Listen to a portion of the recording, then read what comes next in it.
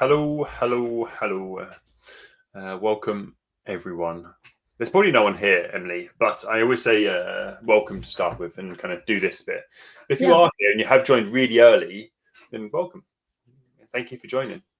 You must be so happy to be here whilst we're just rambling on. Sorry, Emily. As I told you beforehand, I'm on half sleep, so this energy comes out. Welcome. If you are here, please say hello. Let us know you're here and you are listening and where you're from. And if you have any questions, please feel free to ask Emily and or me, but probably Emily, because let's be honest, you don't want to hear from me. Please interact with us, because it's nice for us to know that people are listening, but also add better questions that I have, because I think that's probably more important. What do you think, Emily? No, I'm sure your questions will be excellent. Thank you. Look, giving me a confidence booster before we start. There's always a little bit of a ramble here, Emily, for the first 90 seconds. And when we get to the 90 seconds mark, depending if I'm still rambling, we get started. So this is why this happens.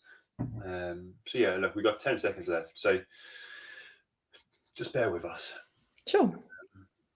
What's the Netherlands like at the moment? What's the weather like over there? Very, very grey. So we had nice sun in January, which was a pleasant surprise, and now it seems to be over. So sad times. What about London? The same. Is the sun ever out in London? In the UK, I don't think it is. So you could probably ask us that in June, and it'd be the same question, same answer. Yeah. Sad times. Let's get started. Emily, thank you for joining me. I'm really excited for this. A really interesting topic, but also an interesting kind of journey and experience you have, and how then you put that together for people in the financial industry and the finance industry. So I'm excited to get started. Yeah, me too. Thank you for having me. No problem. Look, we'll get started, and I guess if I start first, I'll do a real quick introduction to people who don't know who I am, and then I'm just going to throw the microphone over to you and let you do your thing. Okay, so if you don't know who I am, I'm Rich. I am a high performance executive coach. I run two separate companies. First one being leadership performance, training, coaching, education, linking sport to performance, and linking sport to how the lessons from sport into professional performance. The other one is workplace wellbeing, where this ties into trying to understand what and how we can look after our people at work. If you want to know a bit more about what I do, drop me a line rather than listen to me do this spiel terribly every week. More importantly, I have a fantastic guest on today who has we do say similar things, but with very different experiences and different backgrounds, which I'm excited to explore and understand Emily's experiences and how that's kind of changed her way of thinking and kind of approaching performance and well-being. So, Emily, shut me up and do your introduction, please. Thank you. Yeah, so hi everyone, I'm Emily. I'm a performance and wellbeing coach. So effectively I work with individuals and teams, typically in investment firms, to achieve sustainable peak performance. And so what do I mean by sustainable peak performance? It's really about how people can consistently deliver your best work, so that you can solve problems, that you can be innovative, that you can make great decisions, you can maximize your productivity and quality, but without sacrificing your health, your well-being, and your relationships in the process. So it's a bit like having a sports coach, but rather than it being for your athletic performance and your physical health, that it's for your cognitive performance and for your brain health. And across my one-to-one work, across my workshops, and across my speaking engagements, I really try and keep neuroscience at the forefront of that.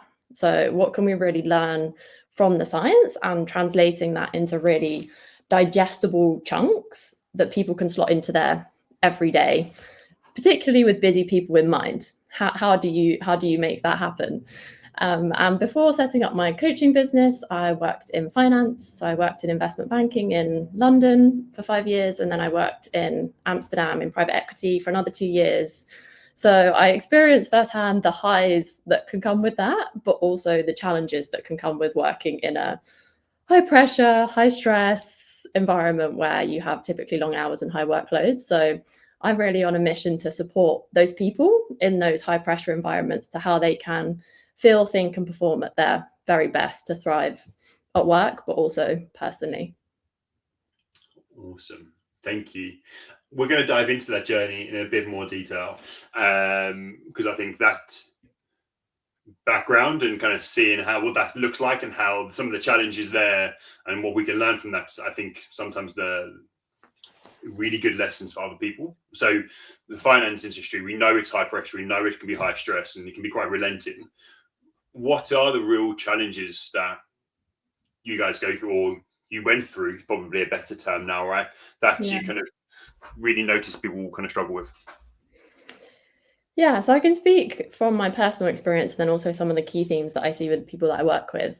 So I think maybe to say that it wasn't all bad, first and foremost, that there were lots of highs and there are lots of amazing things about going to work in investment firms or within the finance industry. It afforded me amazing opportunities. I got to travel, the most intelligent people, exciting projects. And so there were many highs that came with it. And it really suited me in the way of my love for challenge, my love to learn, being really ambitious and having that drive is a really good fit for that because it really does challenge you. But on the flip side, I think that it can come with the challenges that you're referring to there. So for me, that looked like, which ultimately led to the reasons why I left, were two main reasons. One was that for me, that I wanted to, it was a more personal reason that I wanted to do something that felt more meaningful for me. So as someone who loves helping other people, I really wanted to be doing something that was doing that in a more structured way or a more direct way, which is what had led me to coaching, just really wanting to help others. But then there was also this balance and well-being piece, which was a story in my case, but unfortunately in a lot of the people that I chat to as well, that it is an industry where you can work really long hours, where it can be 60-hour weeks, 80-hour weeks, 100-hour weeks, and that can take its toll on people mentally, physically. And so what that can look like is people being really glued to their laptops all hours of the day, that I would skip exercise classes or socializing with my friends, all of those kind of things, or eating convenience food because I didn't think that I had time. And I think eventually all of it started to take its toll on my happiness, my well-being, and just really having that high level of stress for a sustained period of time. It inevitably impacts how you feel and how you perform. So some of the challenges that I commonly see with people are exactly that they struggle to switch off, that they are so exhausted that no matter how much they sleep or they try to rest, it just never feels enough for them to feel energized. Or in some cases that they're really burning themselves out without realizing it because they're so focused on executing the task at hand that they maybe have been a bit disconnected from what's going on with their body and how stressed they really are and how that might be impairing their decision making or their emotional regulation, those kind of things. So I think those are some of the challenges that it can come with, that it has these really high highs, but when you do have so much work to get done and it's an environment where it can be really high pressure with tight deadlines and those kind of things, that unfortunately you do hear stories of high burnout rates, heart attacks in the office, work-related suicides. It's really dreadful, some of it at the really extreme ends. So yeah, I think that's why it's so important that it, first of all, to recognize it's not all bad. There are lots of amazing things about it, but for the challenges, really equipping people with the right insight, strategies, tools, so that they can thrive rather than end up running themselves into the ground, which unfortunately I see in a lot of cases. Yeah, and I think it's really interesting, isn't it? It's when you talk about the people I know who thrive in those industries, it is certain type of characteristic. It's a certain mindset that really thrives in those kind of environments. But still, I think one of the things people really don't understand is that the long-term effect of doing that consistently. So throwing yourself into work or throwing yourself into those high pressure, high stress situations, it might be okay and you might be able to manage it, because some people can manage that amount of stress, amount of work, but it's the long-term effect. What happens at 50, what happens at even younger for some people having those health issues, but then also like the potential breakdowns in family and relationships and friendships. And so when you retire, what do you have to go and do after that, if you get a chance to retire, because you haven't had, your health is still good, right? So I think there's some bits there which there obviously create some challenges. Going back to that term that you use in your introduction, is that sustainable peak performance. Yeah. Let's look at some strategies and talk about kind of things you did that people in that space can instantly do. So some of those quick wins around creating sustainable performance. Yeah. So, well, one of the big things that some key pillars that I focus on with people are often around energy management, stress management, and focus, and also vision. So people really knowing the direction that they're heading in. So if we start with the energy and stress, because this is something that I hear time and time again. I spend a couple of days of my week working with a startup where I work with 40 professionals and look at their wearable data as well. So looking at the likes of their Oura rings, their Garmins, what we can see from that in terms of performance and well-being to inform the coaching.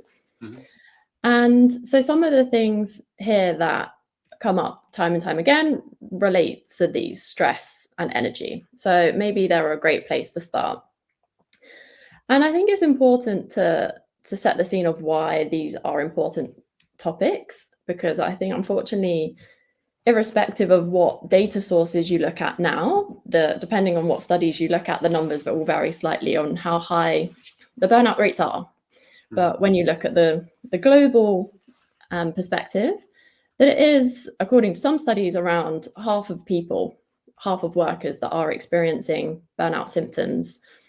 And when you look at finance, some of the studies suggest that it's over half of people, because especially in certain pockets, if you are in those industries where it is more common to work the 80-hour weeks, 100-hour weeks, then it sadly can be more common. But I think with that it's also important to say that stress isn't all bad, and that it can be seen that it's a negative thing to be stressed. But I think it's important to start by saying that it is a natural response, and that we need a little bit of stress. And in fact, a little bit of stress does help our performance. And so I saw that in my own experience, when I would have a little bit of stress of a deadline or a really important thing that I really wanted to over deliver on in my finance days, that would be helpful to have that little bit of stress. But it was then when it got chronic or maladaptive to the extent where it's impairing your performance. So we see what actually physically happens to your brain in terms of certain parts being made extra active or bits shrinking, that are really why we might have that impairment to our decision making, our emotional regulation, those kind of things. So that's really why it is so important that, unfortunately, it is an epidemic now. So what can people do on a very practical level, really quick wins, that with stress and management, which are very intertwined, the things that they can do practically? So how I think about stress is that there's the two different elements. There's tackling the source of the stress itself, and then there's managing the response that you have to the stress. The tackling at the source is also really important. But sometimes there's elements that are out of our control. So there it's really controlling the controllables and thinking, okay, where is this stress coming from, and what within that can I control? So this could be where boundaries tend to come in, or if you, instead of looking to add more things, is actually, can you remove some things that are low priority items to really free up some headspace for you? But then there's this managing the stress response, because like I say, getting the stress is normal and can be positive for our performance, but it's then we don't want to stay in that for too long. So how do you regulate it? So I give a few different things that people can specifically do, but they tend to boil down to habits. Whenever I'm working with people, it's those really small habitual things that we do that either help us or hinder us. And there was a great meta study done last year that showed that habits were the biggest determinant of behavior change. So if we want to make change more than mindset, more than attitudes, it's really those fundamental habits. So what could they look like? I'd say that the three main areas that is worth mentioning. So one I already mentioned is the removing the excess. So really thinking, what if I'm going through a really particularly busy period? We would use the term if we were working on a live deal. So something's really active, there's a deadline coming up. And typically that's when it gets extra stressful because you're working to a client deadline. If in those periods, what can you remove? Is it some stuff around the house? Is it some other non-important work that you can temporarily step out of the email chains or something like that? So removing excess. Then it's really a big part we have to say is the fundamentals. So the bits that aren't glamorous, we know them, but it's doing the eating well, it's the sleeping well, it's exercising, it's getting rest. And particularly when people are busy and when I'm looking at their data or when I'm chatting to them, that some of these very quickly go out the window, that people do turn to the convenience food, they stay at their laptop longer and sacrifice sleep instead. And a lot of people aren't taking breaks. So in your day, how you get types of rest and recognizing that not all breaks are equal. The people will say, oh, but Emily, I do take breaks, but I spend them on my phone. Like, okay, well, it's great that you're taking the break as a starting point.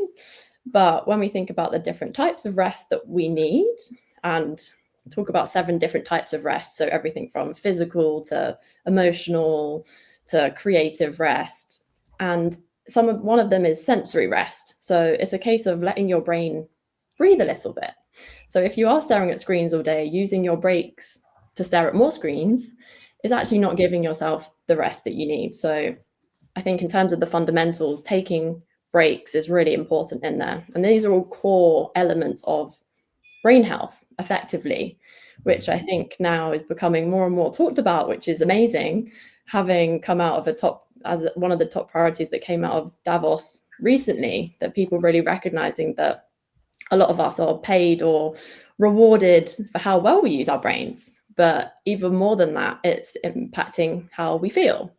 If we don't do those things, that you tend to have maybe the mental health adverse effects, or in terms of happiness or mood can be really impaired. So removing excess, nailing the fundamentals, really important. And then if I could give a few stress management techniques that I wish I knew, keeping them really simple, because I have a bunch that I will work on with people, and they will range from things that are much more known about and very simple to a bit more complex. So everything from visualization to making sure you have moments of quiet and solitude in your day, to certain probiotics and adaptogenic herbs that can really help with managing your stress. But today, if we give 3 really simple ones that I see work really well with busy professionals. So one is long exhale breathing. And here, when I speak to a lot of finance professionals or people in similar industries, when you talk about breath work, you can get some eye rolls. People are skeptical. It can sound a bit woo-woo, but I'm really trying to bring the science as to why it's important and how it can be valuable, because it really, really can. And so when I talk about long exhale breathing, so this is something that people can slot into their days really easily, because you can do it on the move. You could do it in between meetings. If a meeting finished early, if you're walking to a meeting room, you could do it there. You could do it on your commute, really these micro moments to really slot it into your day, because it can be effective even if you just do it for 2 minutes.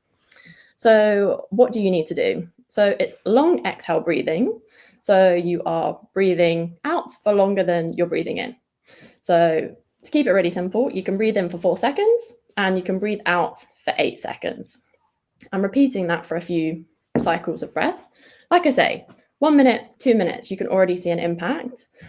And why this works is that it's activating your parasympathetic nervous system, so your rest and digest system, that a lot of us now spend a lot of time in our fight or flight mode, because our brain will not differentiate between the risks that it sees, whether you're being chased by a dangerous animal versus an email that's just pinged in that's caused you some stress.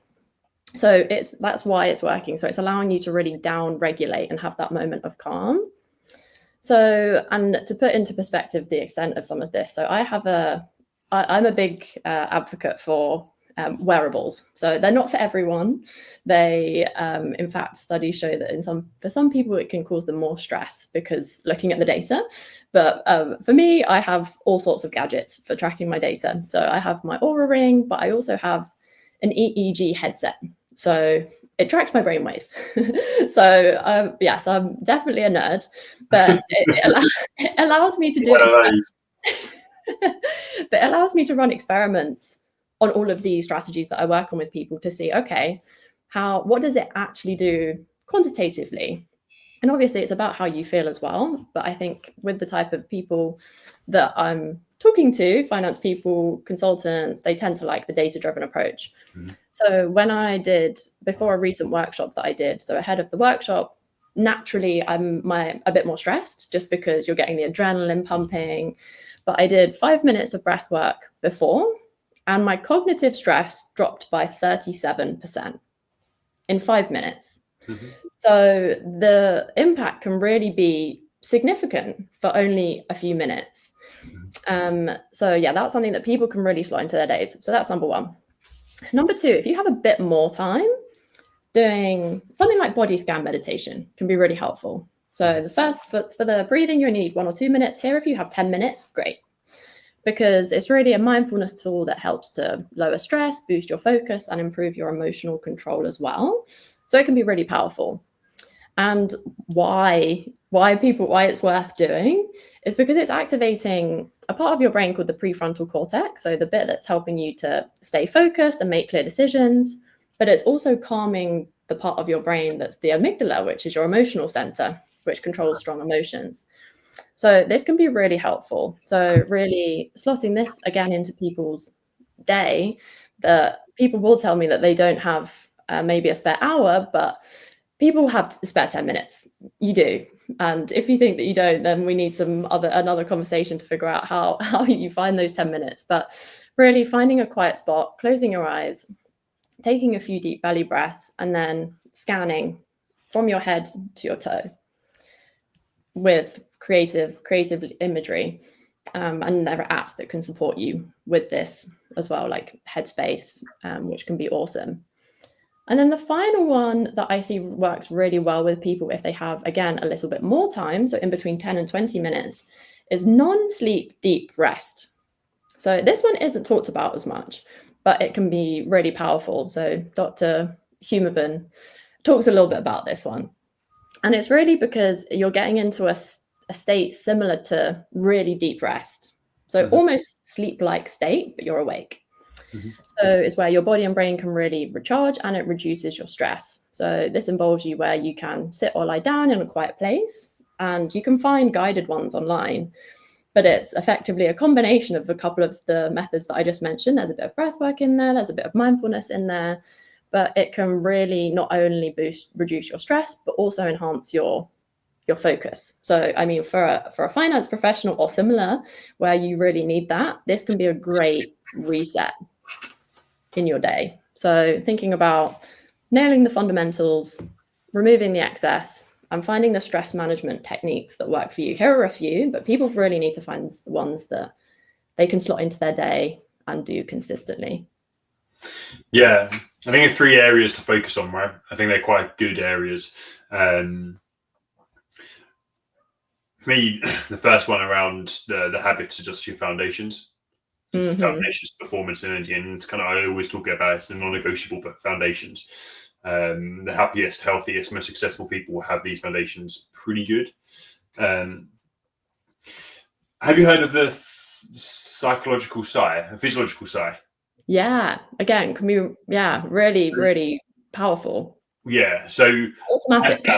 I found that a quick the quickest one, because I think I'm one of these people. I'm not that woo-woo in regards to diving into too much of that stuff. But the physiological side is a quick one I can just do when I need to do it, which is okay, maybe 2-3 of them, and that's 10 seconds done and out of the way.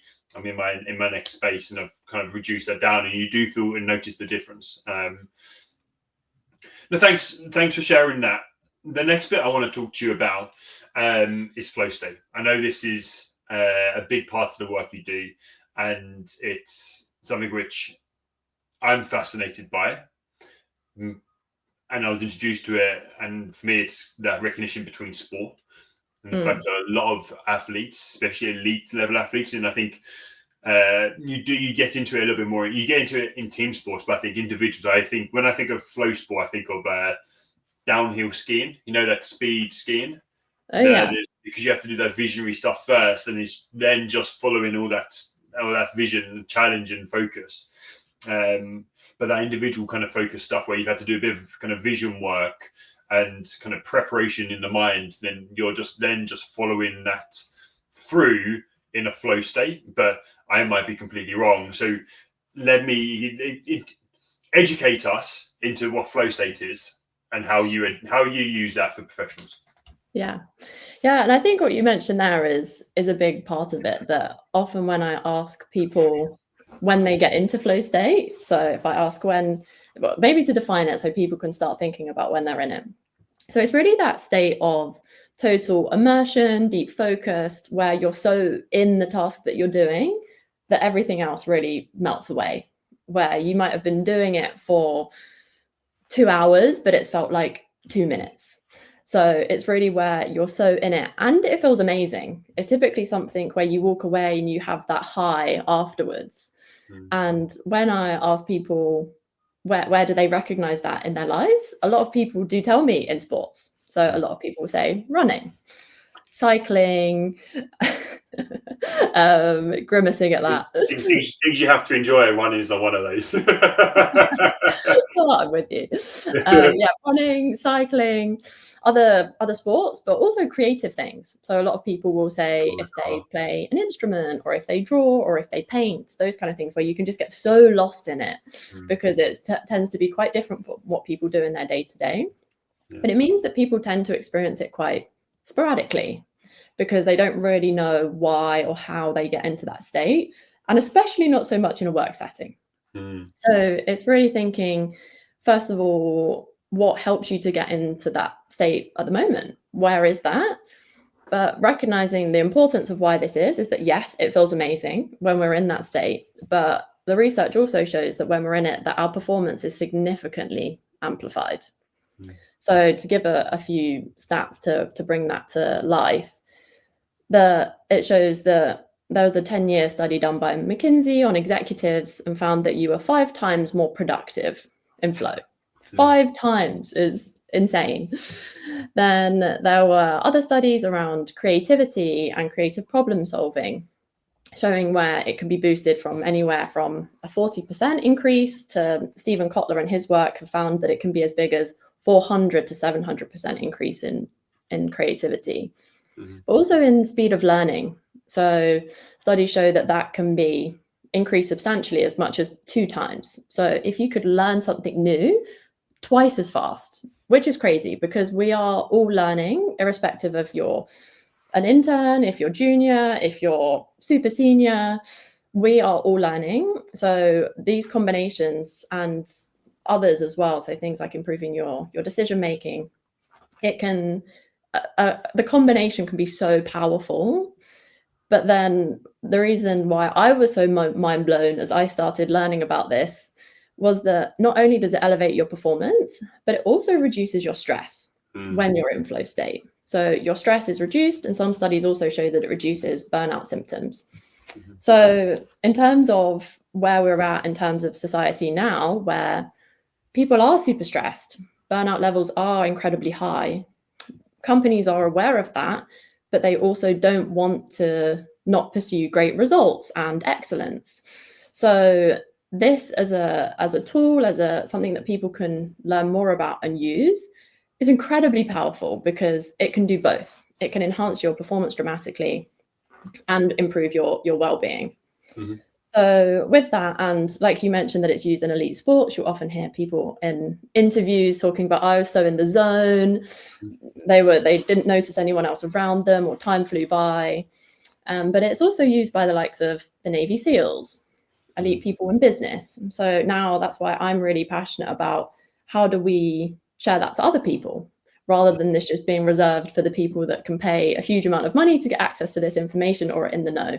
Mm-hmm. So if I start to explain maybe a little bit how people could start accessing this, which I think is the golden question that when you tee this up. But maybe it's also worth briefly saying before that, why do you get those huge benefits? So it is defined as the optimal state of consciousness. So how optimal is it? Well, I've given you some of the stats to give you a bit of a sense, but then why? So there are a few different things that are happening. So we have, from a neurochemical and neurotransmitter perspective, the research suggests that, as far as we know, we think that there are 5 of the best that humans can experience that are released when you're in flow state. So some of them that people will more commonly know about, things like dopamine, things like serotonin, things like endorphins, which combined are what are allowing you to focus, boost your well-being, your mood, reduce your stress. So it's that combination, it is really powerful, getting those at once. And then secondly is really the brainwaves that you have whilst you're in flow state. So this alpha theta brainwaves, which are essentially like relaxed creativity, so that you're alert, but you're creative. So that can be really powerful, and part of the reason why the creativity is thought to be amplified to such a big magnitude. And then finally, it's what is actually happening in your brain from a neuroanatomical perspective, so like the physical parts of your brain. So the leading theory is that your prefrontal cortex, so the bit just behind your brain, behind your forehead, temporarily deactivates. And this is the part of your brain that's associated with decision-making, planning. And so that when that temporarily deactivates, that you can become more intuitive, that you are more of the logical processing, but more of the intuitive processing. So these factors combined are really what are contributing to the big uplift that we see in performance, but also in well-being. So then when we think about how do you get into that state, there are 4 stages of the flow cycle. And maybe to put this in context of where this all comes from, is that, so I trained with Stephen Kotler, who is one of the world's leading experts on human performance and flow state. And he has dedicated the last 30 or so years to really decoding the neurobiology of flow and peak performance, which is how we've had these huge leaps forward in the last 30 to 50 years. So having trained with him, but then I also now have a team of 4 neuroscientists that I work with that help me keep on top of this science and helping us to really come up with new ways according to the science of how people can access it more consistently. So we know that it is not like an on and off switch. It's more like a dimmer switch. So it's not that you're in flow and you're out of flow. It's that there are 4 different stages, and it's also a spectrum that you could have a really high flow experience, or it could be more of a micro flow experience. So if I talk through the four stages, and then can come to some ways that you can get through this cycle in the best possible way. So number 1 is the struggle phase. Then we have release, then we have flow, and then we have recovery. So the struggle phase, the really sad truth here is that the way that modern working is set up, most people are not making it out of the first stage of flow because there are so many distractions, there are constant interruptions, back-to-back meetings, things popping up, that people don't persist with their focus for long enough, that they are constantly being sidetracked. And we see that with some of the other research that shows that when you are distracted, that it on average takes you 23 minutes to get back into your focus and where you were. So it can mean that people are never even making it out of this first struggle phase. But when you're here, so that people can maybe start to recognize it in themselves. So if you imagine it's a Tuesday morning, you have got a huge to-do list of important things, you've got your favorite coffee or matcha, and you start going through them. So you've got your first task and you start. But after about 10 to 15 minutes, you start to want to do something else. Maybe intentionally or subconsciously, you've picked up your phone. You've started checking your emails. You're chatting to the colleague next to you. And it's because when you are in this first phase that stress chemicals are being pumped into you. So it is helping you to focus, that we need the stress chemicals for that. But it's normal, but it doesn't feel particularly great, which is why people want to self-distract to do something else instead. But if you can persist with your focus, this is where you can really get through to getting into the good stuff. So the second phase is release. And this is where you temporarily need to do something else. You temporarily need to take your mind off of the problem. So I used to have this when I was trying to solve something in something analytical or in a model, and I would be staring at it for ages, and I would cycle home, or I would go for a walk or go for a shower, and the answer just comes to you.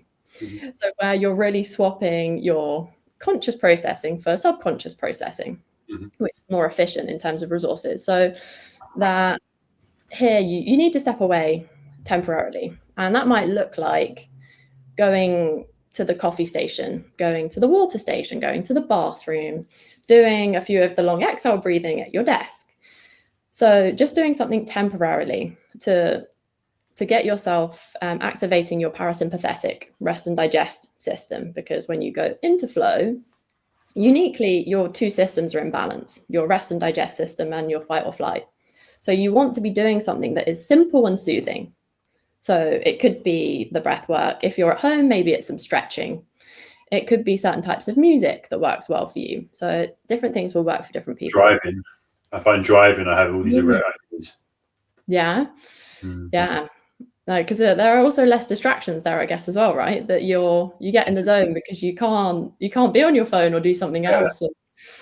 I'm like, I need to send this message. I can't do that. I'm driving, but brain is beginning to get focus, I guess. But carry on. Sorry. Yeah, and then so after we've got release, this is when we get into flow. So this is where the amazing bit happens, where, like I said, the neurotransmitters, neurochemicals are being released. You're getting all these huge benefits to your performance and your well-being. But here, the important bit is not to overexert yourself. So in general, how long we can be in flow state at one time is around 90 to 120 minutes, because this is in line with your natural body rhythms. So like where we have sleep cycles through the night, we also have ultradian rhythms, so natural rhythms for alertness and productivity during the day. Mm-hmm. So when we get to the flow bit, often people, if you manage to get there, will want to stay there for a really long time. But it's because there's so much happening neurochemically that it's expensive for your brain, that this is when, if you don't leave early enough, then you will be frazzled. This is when you have overdone it and you know it. You need to just go and lay down in a dark room and not talk to anyone for a while. So here it's really important not to overexert yourself and aim for a peak flow exit, we would call it. Mm-hmm. And then finally is the recovery. So here it's really that because your brain has been working really hard and that you have been 5 times more productive, say, so that you have produced 5 times as much as a steady state human will have, but giving yourself that moment to relax and do something else. And it's really important to do that. So whether that's a quick walk, whether that's going to the gym, if you're someone who likes ice baths and saunas, working out what the recovery thing is for you. But it's really important to have that, because if you're then going into back-to-back meetings afterwards, then you are going to feel frazzled. So aiming really for 90 to 120 minutes. And I already know that people will be sat there who are super busy thinking, Emily, I don't have that much time in my diary. Then start with an hour. I challenge you to find an hour in your week. If this week's full and next week's full, start it in 2 weeks' time and challenge yourself to really get through this cycle. And then if I give you a few tips of how to get through this cycle in the best way. So it's like a muscle. So the first few times that you try doing this, it will feel a bit alien. It will feel hard. because you are used to picking up your phone or your emails or doing something else rather than having to persist with focus. But it is so worth doing it. So if I give some of them we've already kind of covered, the 6 Ps to make it really nice and easy to remember. 6 Ps. So peak brain hours, priming, peace and quiet, parasympathetic, plan, and pause. So peak brain hours. When you're picking when to do this in your day, there are times where your brain is naturally working better, where you feel more sharp, you have more clarity. And people tend to intuitively know this, that if you are a morning person, if you are a night owl, you tend to know where in your day that you have those moments. And we can't always, not everything can be structured in an optimal way. You might have client meetings that aren't in your peak brain hours and you have a deadline, which means that you have to work through the bit where your brain isn't functioning. But on the times where you can have control over this, picking your peak brain hours, so for me that's in the mid-morning, to really do your high value tasks. So when you really try and get through this flow cycle and just get rid of all the distractions and get it done. So that's number 1. Number 2 is priming. So it can be really valuable to think about what you do just before you start to do important deep work. So if you look to sports, there are some sports people who are renowned for what they do beforehand. So like Nadal has a meticulous regime that he does beforehand, from the way that he enters the court to how he lines up his water bottles, because it's giving you that sense of control. And the research shows that we can apply this not just to sports, but also to our work. It's because you're building up that association. Yes, you have that sense of control, but you are also associating that with, okay, well, when you do this thing, that means that it's time for deep focus work.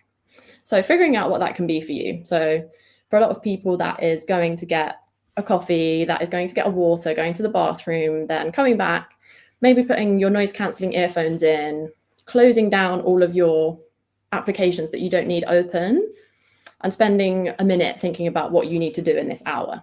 That could be a ritual that you do, or tidying your workspace as well, because the mental clutter can also cause problems with focus. So priming. Then peace and quiet. So this is really about creating this distraction-free zone, where to get out of the struggle phase is not to be inundated with those distractions that you are going to need to refocus constantly, and it's going to take you 23 minutes every time. So creating the distraction-free zone. So closing your emails. Can you let the people around you who might need you, let them know that you're not going to be available for the next hour. If something's really urgent, call you, come to your desk. Just trying to figure out a way, where are your biggest distractions coming from, and then how can you remove them? Put your phone out of sight, not on your desk, not even in reach, putting it as far away as possible. Then parasympathetic. So this is what I was mentioning earlier around activating that rest and digest system, getting used to calming yourself down rather than just spending the whole day in a high stressed state, and knowing what works for you there, whether that is the breath work, whether it's mindfulness, whether it's gratitudes, whether it's silence, whether it's going for a walk in nature, knowing what works for you and the ones that you can slot into your day. Then the next one is plan. So for one of the flow triggers is clear goals. That if you turn up to try and focus and you have to spend half of that time figuring out what you need to do, it's going to be hard, because your brain likes to have the plan and have the steps already lined out, because then as you're going through them and you're starting to tick them off, you're getting that little bit of dopamine. But also it means that you're not getting stuck in procrastination land, because halfway through you don't know what comes next and you're off on a big tangent. So having these really clear goals for these sessions when you need to deliver your best work. So, okay, I need to do this report. Okay, what's made up of that? I need to figure out what data I need. I need to collect the data that I already have. I need to request the data that I'm missing. I need to analyze it. I need to first draft of the report. I need to send it to so-and-so, whatever it might be, breaking it down into those specific steps so you always know what's coming next. And then the final one is pause. So this is like the recovery part, that people need these moments of pause in their day. And more often than not, people tell me that they're not taking breaks in their workday. And it means that your brain is not getting that chance to reset. So having those moments of pause. So 6 P's: peak brain hours, priming, peace and quiet, parasympathetic, plan, and pause. And these are all things that are relatively simple, but very effective. So that's how I would explain flow and some of the things, really practical things people can do. Awesome. Thank you. I have no questions because you kind of answered probably everything in that. The bits would kind of really resonate, but kind of like, okay, yeah. I guess my last question before we begin to close this down is just, I'm always interested into the leadership impact and leadership role. And I think probably a good place to look at this is from that the financial industry or finance industry kind of space. What kind of role do leadership have in supporting kind of performance, and what can they do to maybe get people into performance, into peak performance, sustainable performance, as well as kind of flow, and using that neuroscience as well? So, yeah, what's your thoughts on leadership? Yeah. And there was some stats I was actually looking at yesterday, sadly, around burnout, which just come into my head as you've asked me that question. So I think that there's definitely, it's a two-way thing. It's that people are individually responsible for their performance and well-being, but I see it that some people really want to work on it, and they will put in habits and routines that are really moving them in the right direction. But if you have unmanageable demands, if you have a boss that you're really struggling with, it can make it really hard to make the meaningful difference alone. So there is definitely, it's for both. It's for the company, the leadership, but also on the individuals. And I think leadership and companies now are thinking about this more and more and more because they're realizing the impact that it's having. So, for example, the studies I was referring to, they were saying there was a Economist impact study, it was like 2023, but on average, in terms of lost focus hours, it was 600 a year per person. So that's about 12 hours a week. So if you think about everyone losing, and that's assuming that you're working 52 weeks of the year, which people typically aren't because you've got some holidays in there. So that's a huge amount of lost focus at a time where that is many people's competitive advantage. It's like how well you can focus is how well you can execute on your strategy and your plans, how well you can focus on making your team culture and things better. So that, but also one that I saw that relates to leadership was that although burnout rates are sky high right now, and that people are struggling with stress, especially in the likes of investment firms and similar industries, is that a lot of people don't feel comfortable speaking up about that and telling their managers. So it's from the 2025 burnout report that 1 in 3 people don't feel comfortable telling their managers when they have high or extreme levels of stress. And equally, that the younger populations, that had dropped by 20% on the last year. So people are super stressed, they're just as stressed, but now they're speaking up to their managers or leaders less. I'm thinking why that is. So, and how do you create a culture and environment as a leader that either people can come and tell you that there's that psychological safety, there's that transparency and candor in communication, but also how you can help be preventative around that. So thinking about how can you set up the practices and the way of working so that people aren't having to reach that point. And so when you think around flow states in particular, what that could look like is that a lot of people are getting quite stressed because they have so much to do, but they're so distracted that they can't be efficient with what they need to do. So things take longer, they have to work long hours, they get tired, which means the next day they're less effective. And it's this real big cycle. So I think from a leadership perspective, knowing what peak performance means for your company, what is that? Is it people taking accountability and stepping up? Is it purely productivity and output? To what extent are you including well-being in there and how people feel? But I think that from the conversations I'm having, it does seem to be more and more on the radars that they're recognizing these are two sides of the same coin, performance and well-being, and leaders are, at least that I'm chatting to, are now open to how they change ways of working to do that. So in the context of flow, if you want people to be able to be getting into their peak performance state, for example, how are you carving out time for them so that they can do that? I know at some companies they've introduced 1 or 2 days a week where you have no meeting, say between 9 and 11. That is deep focus time. No one bother you unless something super urgent is going on, so that you have the space to be able to even do that. But yeah, so I think for leaders, there is so much and so many different angles, and that each company will have its own challenges on what they need to work on. But thinking, what does it mean for you as an organization? How, to what extent do people feel comfortable coming and sharing these things for you? Are you creating that even more, where a third of your team don't feel comfortable being able to be honest with you? And yeah, the expectations, the workloads, but things like burnout, there are so many other factors beyond just workload. It's what community are you creating? Do people feel like they're being treated fairly? So I think from a leadership perspective, it's difficult right now because there's a lot to think about and lots of things that you can be doing.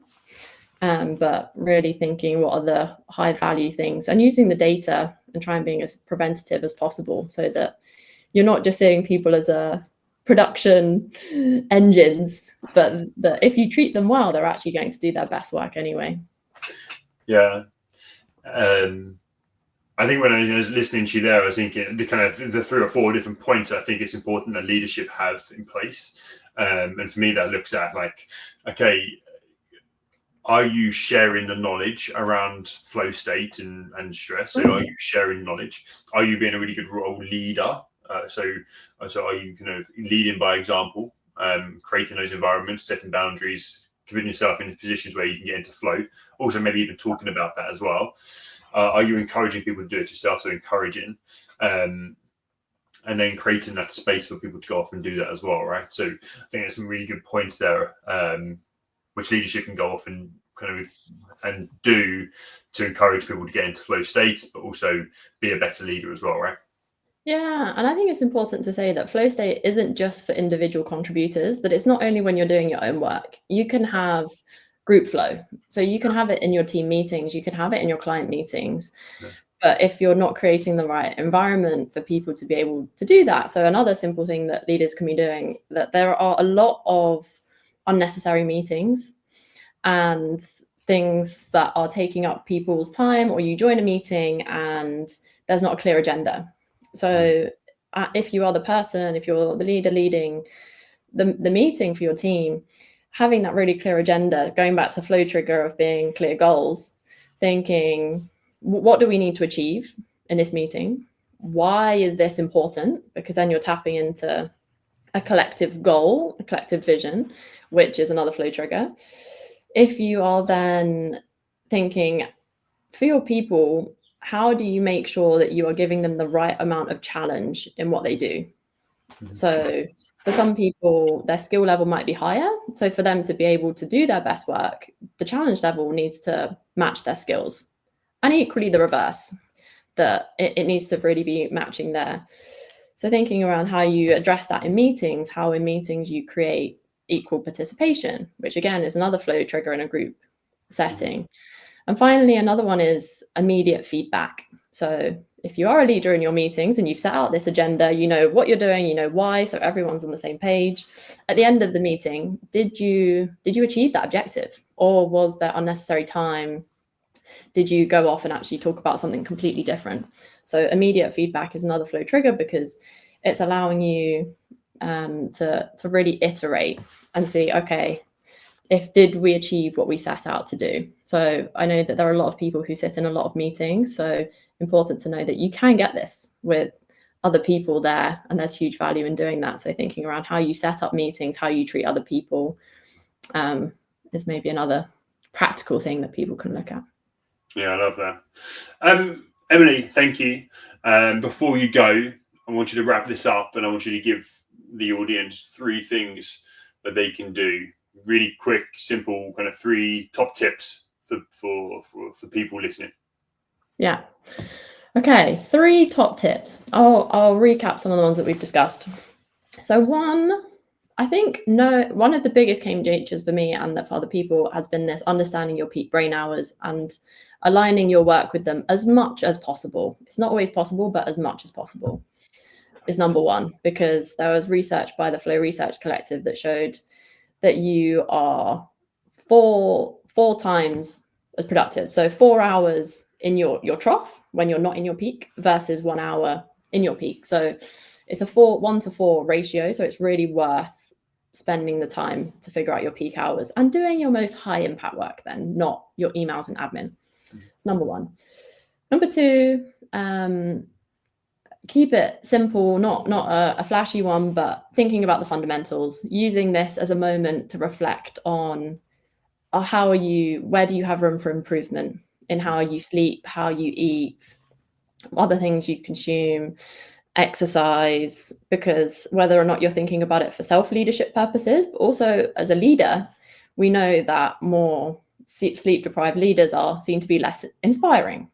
So if you also want to be a great leader, taking good care of your performance, your well-being, all of those kind of things. So doing the fundamentals. And final one I would say is to have a stress management technique that works for you.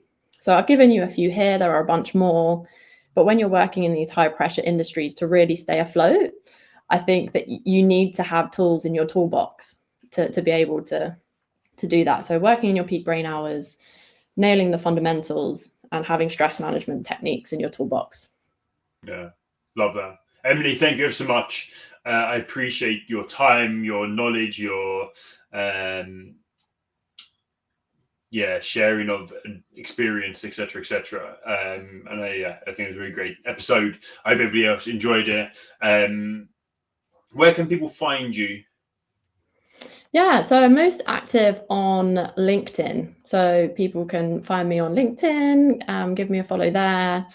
Always open for meeting like-minded people. So you can always drop me an email or a DM as well. I'd love to chat.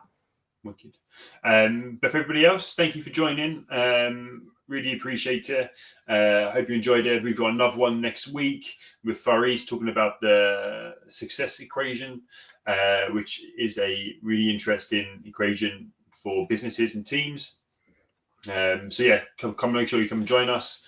Thank you for commenting as well. It doesn't come up with your name here though, unfortunately. So once we're done, I'll have a look and say thank you again.